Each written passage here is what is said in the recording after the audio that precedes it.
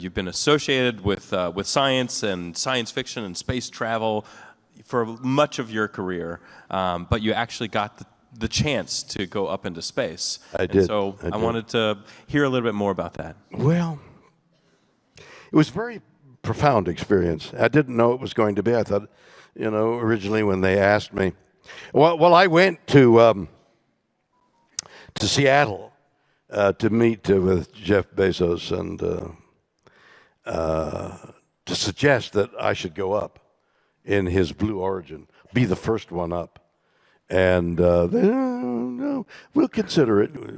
The theme of Boldly Go, which is the name of the book that's out there now, is, say yes to life. Say yes to new adventures, new loves, new ideas, new, blue suit. Say yes to a blue suit. So I thought, that's ridiculous. If they ask me, I'll go, and they asked me to go, and so I did. And they said, all right, let's get into the electric truck and go out to the gantry and take a look at the gantry. All right, let's take a look at go to the gantry. And let's go up the top of the gantry. What? It's at 4,000 feet. The desert is 4,000. It's like Denver. When you got into Denver, it's already... So, 4,000 feet, it's almost 5,000 feet. I don't want to go up.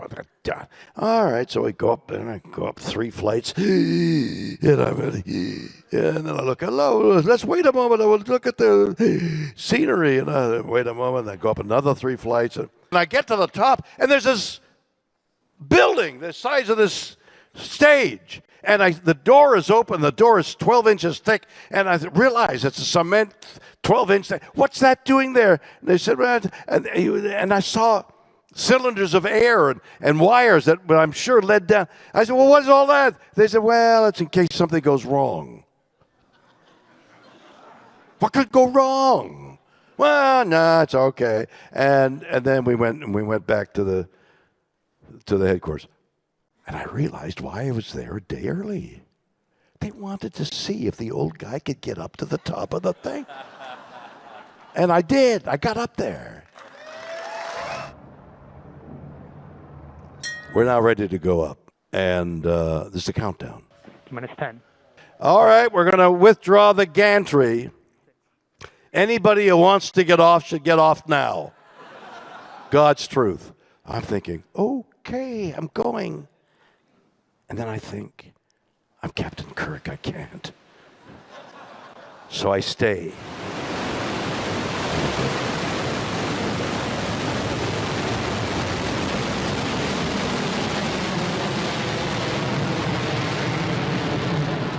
So when we got into weightlessness, I made my way to the window.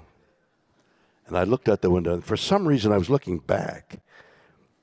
And I could see the wake of the spaceship going through the air. I've never heard anybody discuss the fact that you could see a wake like a submarine underwater. It was incredible. And then I looked up, and I saw the blackness of space. Now, when I say blackness, I mean that blackness you get when you're in a cave, and they close the door, and you don't dare move because the blackness is so palpable. That's what I saw in space. It was black. It was death. And that there, the beige, the white, the blue, was life. And then I felt this sadness. I didn't know what it was. And I scrambled back after weightlessness and made my way down. And I found myself crying on camera down when we had landed. And I'm crying. I'm like, what am I crying about? Why am I crying? And I go and sit down someplace to gather my thoughts, and I realize I'm feeling grief. What am I feeling grief about? Everybody in the world needs to do this. Everybody in the world needs to see.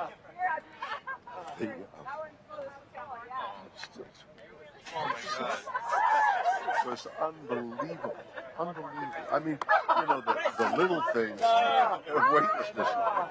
But to see the blue color go whip by now you're staring into blackness. That's the thing. The covering of blue, this sheet, this blanket, this comforter of blue that we have around us. We think, oh, that's blue sky. And then suddenly you shoot through it all of a sudden, as though you whip off a sheet off you when you're asleep, and you're looking into blackness, into black ugliness. And you look down, there's the blue down there, and the black up there, and it's just, there is Mother and Earth and comfort, and is there death? I don't know. Is that death? Is that the way death is? Whoop, and it's gone. Jesus. It was so moving to me. This experience has been something unbelievable. The imperative of life is, I want to live, I'm going to live. Those cedar trees clinging to cliffs, the slime, making its way through a maze and reaching for the sun, slime. Insects are going, entities that we don't know that they existed, have ceased to exist, and we don't even know they were there. How sad is that this beautiful sacred thing called life has evolved and things disappeared in life and we didn't know that they were there. How sad that is. That was my grief. What you see is black, and what you see down there is light, and that's the difference. And not to have this, you have done something. I mean, whatever those other guys are doing, what isn't, I don't know about that. What you have given me is the most profound experience I can imagine. I'm so filled with emotion about what just happened. It's extraordinary, extraordinary. I entertained at Kennedy Center. We wrote a song for that very thing called So Fragile, So Blue. We're making a music video of it in my fantasy. It's a rallying cry, because intertwined in So Fragile, So Blue are the lyrics, what can we do? And the orchestra, 70 pieces playing behind me. What can we do? What can we do? What can we do? And the music stops. The people leaped out of their seats and applauded. What can we do? That's the question I leave with you all. Thank you very much.